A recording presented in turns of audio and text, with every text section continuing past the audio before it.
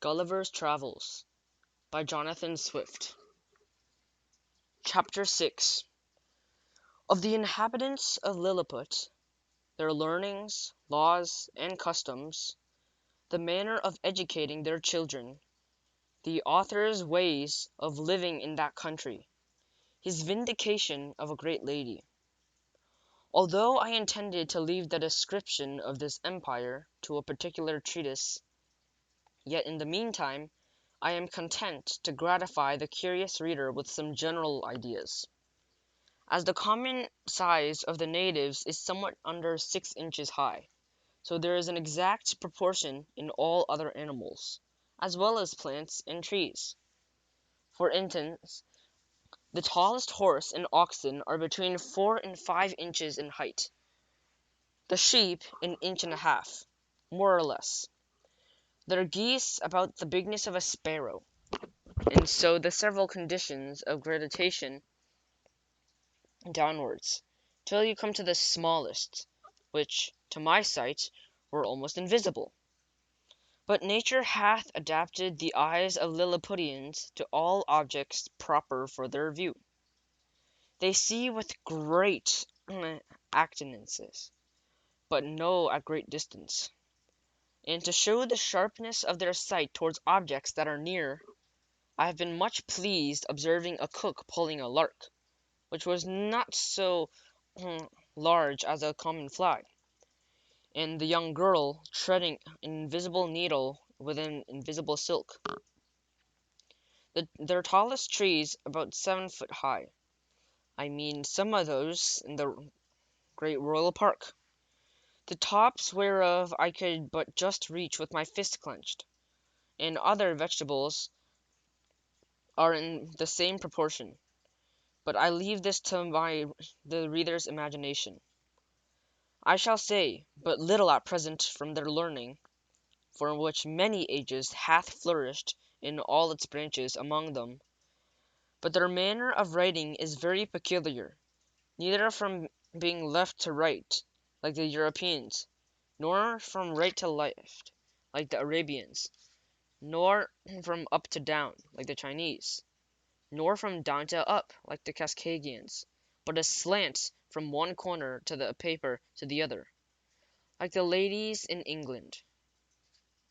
They bury their dead with their heads directly downwards, because they hold an opinion that in 11,000 moons they are all to rise again, in which the period the earth, which they conceive to be flat, will turn upside down. And by this means they shall, at the resurrection, be found ready standing on their feet. The learned among them confess the absurdity of this doctrine, but the practice still continues, in compliance to the vulgar. There are some laws and customs in this empire very peculiar, and if they were not so directly contrary to those of my own dear country, I should be tempted to say a little in their justification. It is only to be wished that they were as well as they executed. The first I shall mention relates to the informers.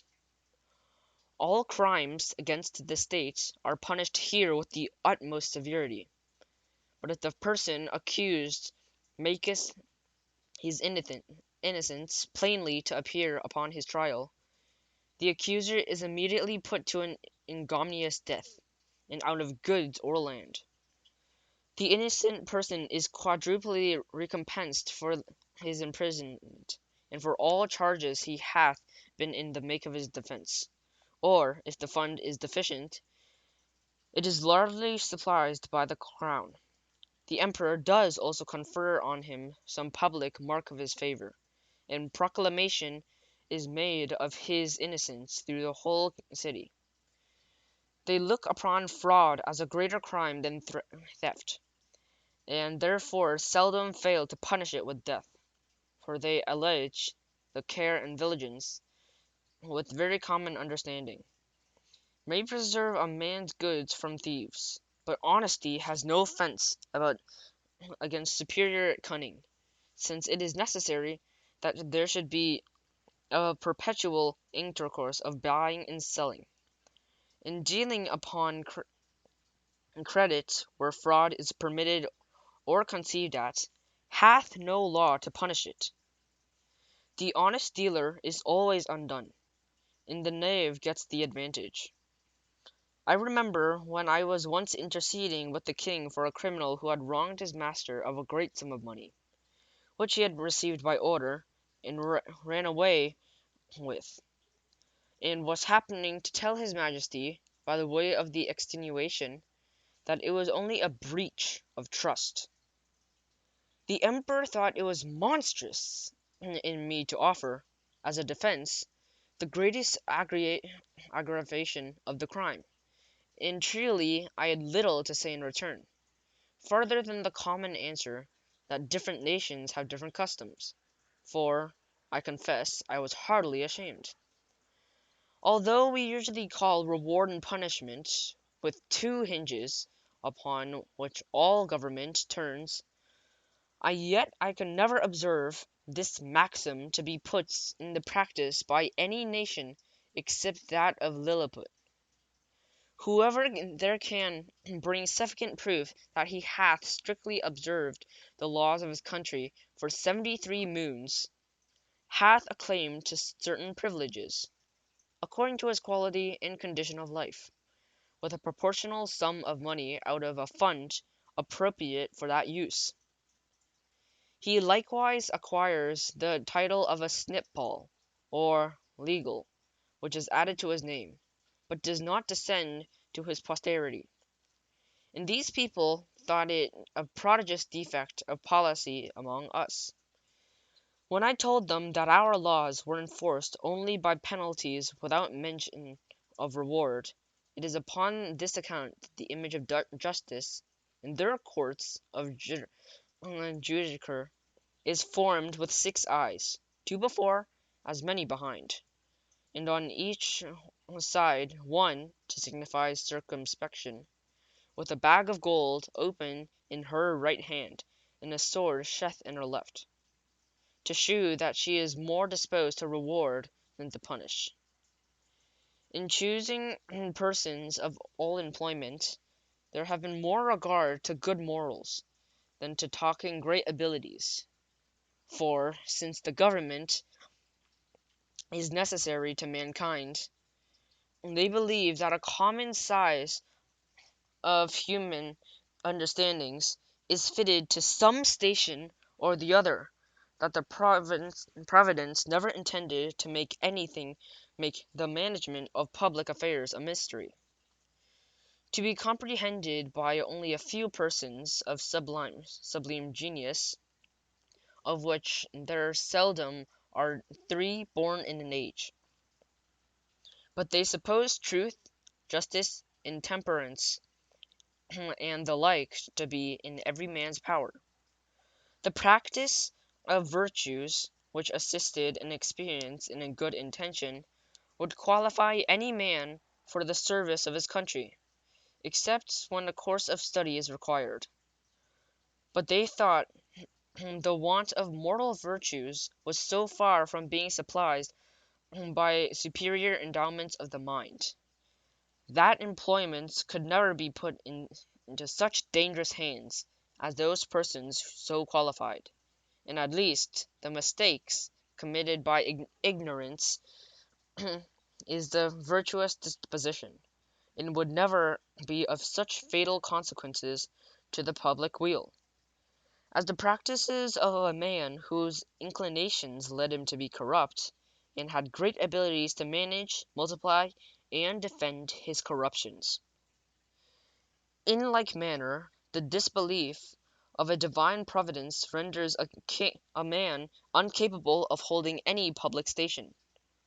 For since kings avow themselves to be deputies of Providence, the Lilliputians think nothing to be more absurd than for a prince to employ such men as disowned the authority under which he acts.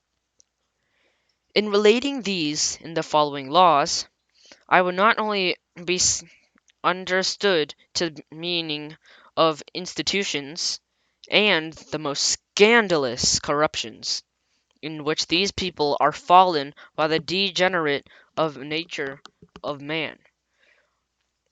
For as to that infamous practice of acquiring great employments by the dancing on the ropes, or badges of or favor and distinction by leaping over sticks, the creeping under them, the reader is to observe that they were first introduced by the grandfather of the emperor now reigning, and grew to the present height by gradual increase of a party and faction.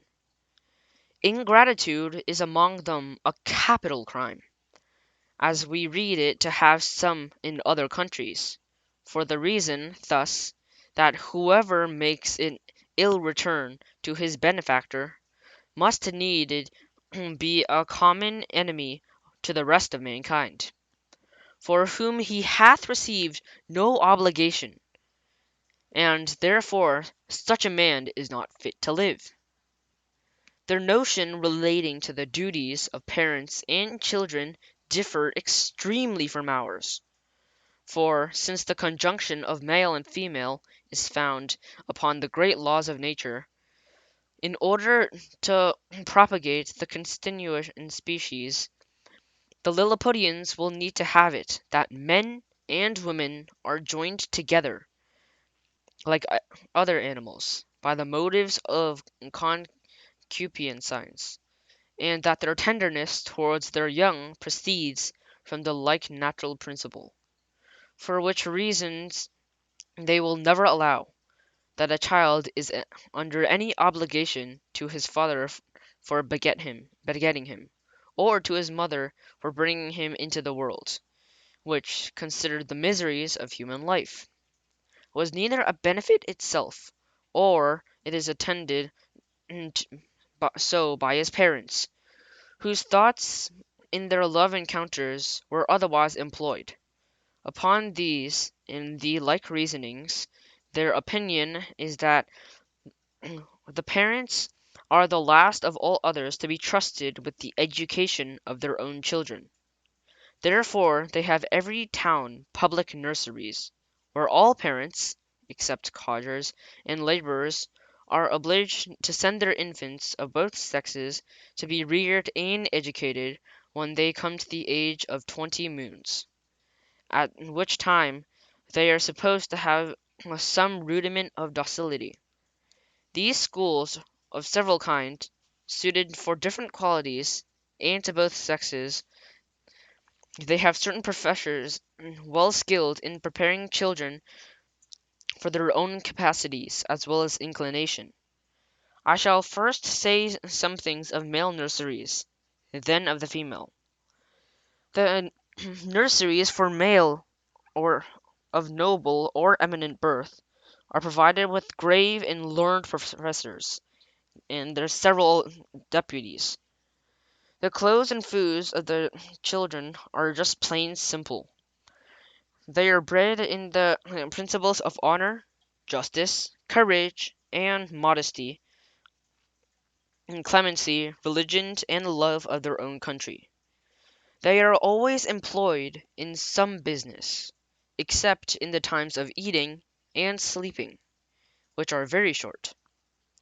The 2 hours for diversions, consisting of bodily exercises, they are dressed by men till 4 years of age, and then obliged to dress themselves, although their quality be ever so great, and the women attendants, who are aged proportionally to ours at 50, perform only the most menial offices. They are never suffered to converse with servants, but go together in small or greater numbers, to take their diversions, and always be in the presence of a professor or one of his deputies, whereby they avoid those early bad impressions of folly, vice, to which our children are subject. Their parents are suffered to see them only twice a year. The visit is to last but an hour. They are allowed to kiss the child at meeting and parting, but the professor, who always stands by on those occasions, will not suffer them to whisper or use any fondling expressions, or bring any presents of toys, sweetmeats, and the like. The pension from each family of education and entertainment of a child, upon failure of due payment, is levied by the emperor's officers.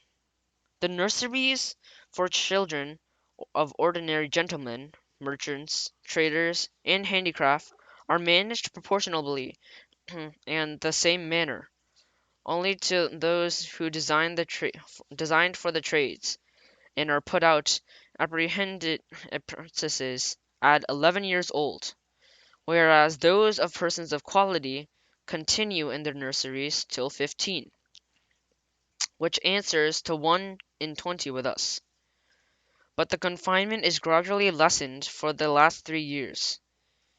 In the female nurseries, the young girls of quality are educated much, much like the males, only they are dressed by orderly servants of their own sex, but always in the presence of a professor or deputy they will come to dress themselves, which is at 5 years old, and it is found that these nurses ever presume to entertain the girls with frightful or foolish stories, or the common follies practised by chambermaids among us.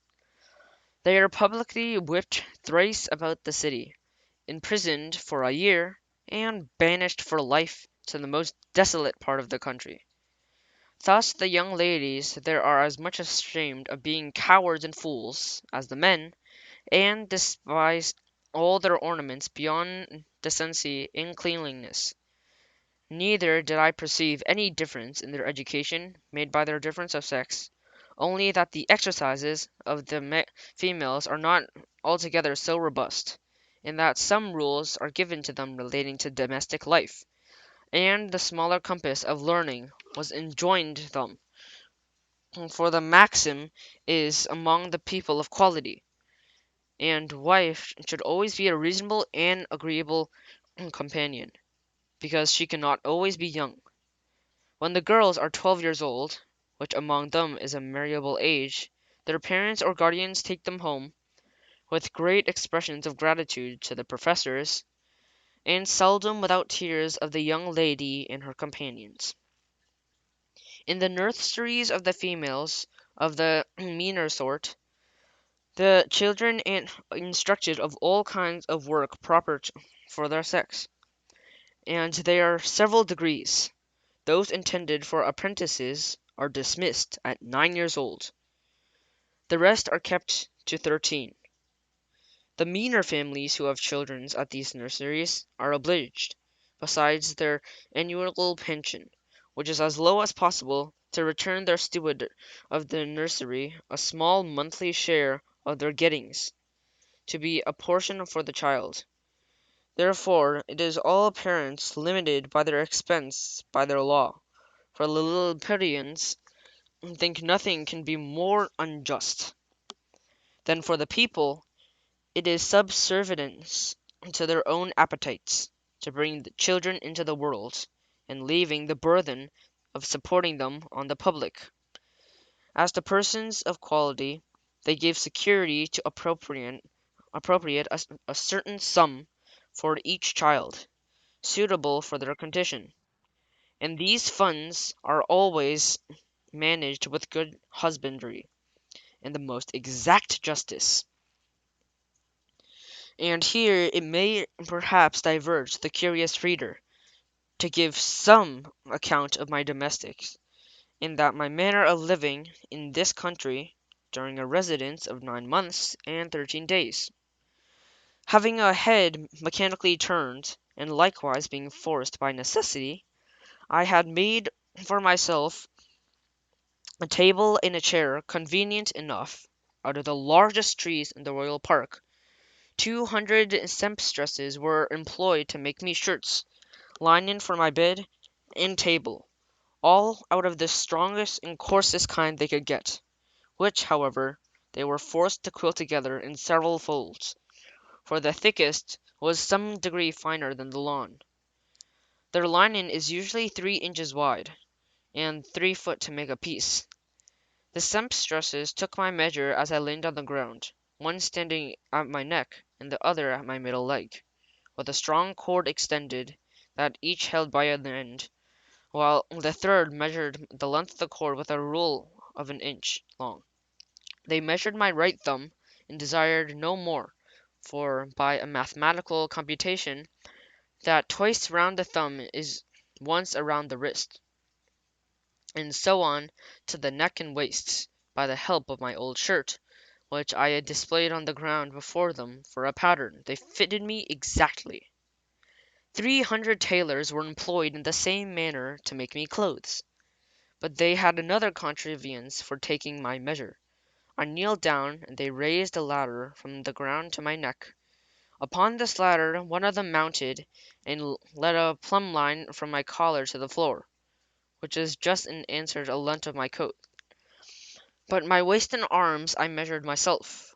When my clothes were finished, which was done in my house, for the largest of theirs would not be able to hold them, they looked like a patchwork made by the ladies in England, only that mine were of all colour.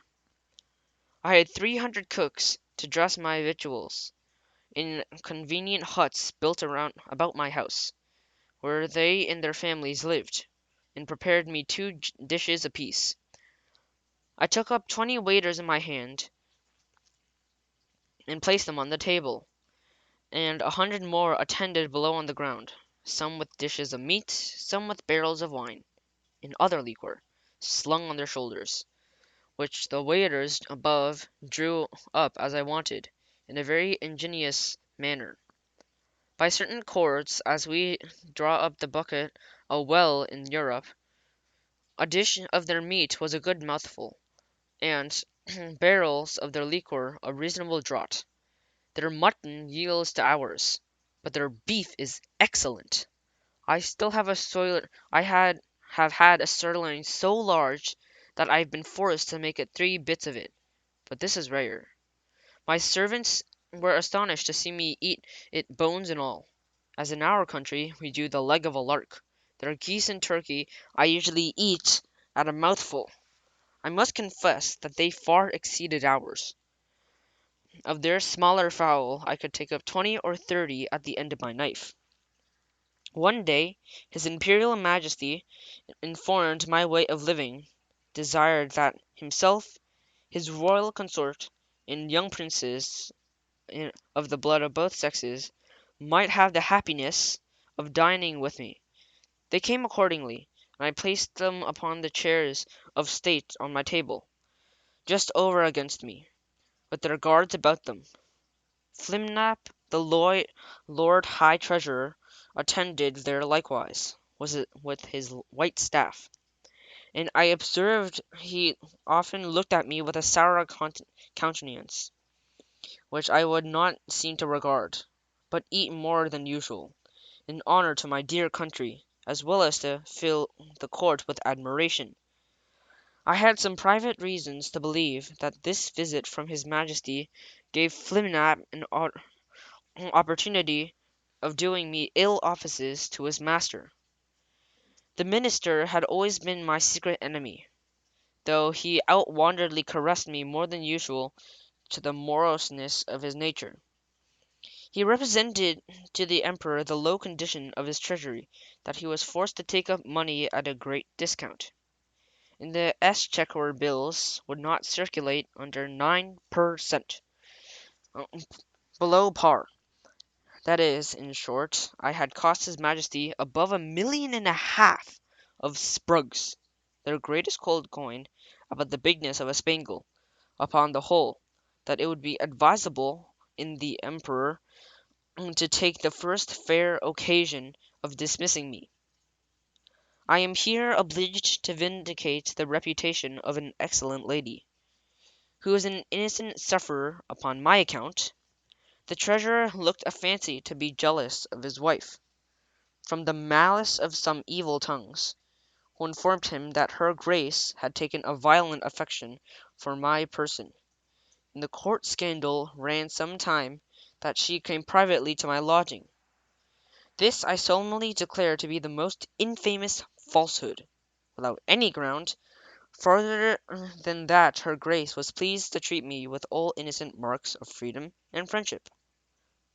I, I own she came to my often to my house, but always publicly, nor ever without three or more in the coach, who were usually her sister and her young daughter, and some particular acquaintance.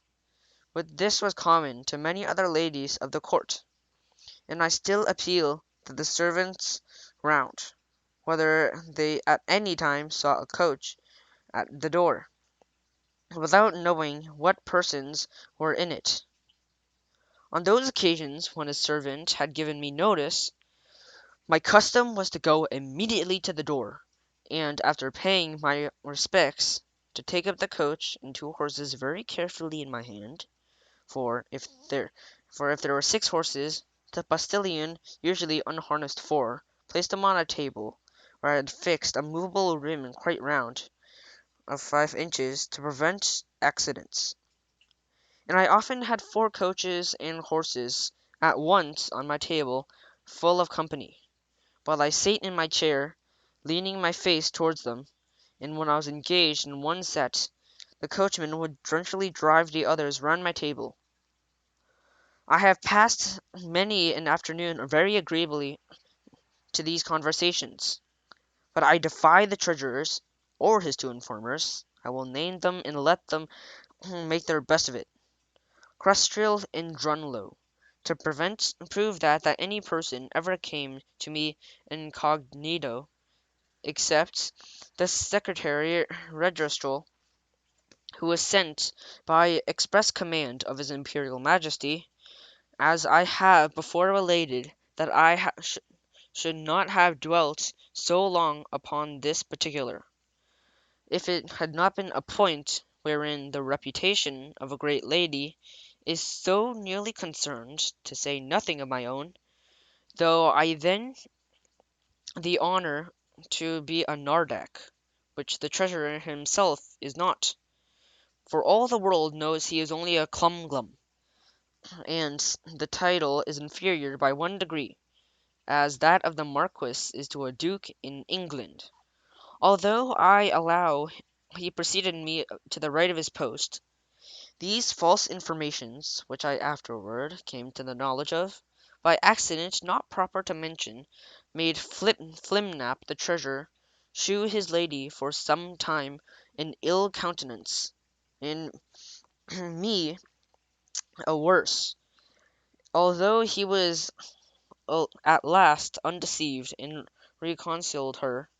Yet I lost all credit with him, and found my interest decline very fast with the Emperor himself, who was indeed too much governed by that favourite.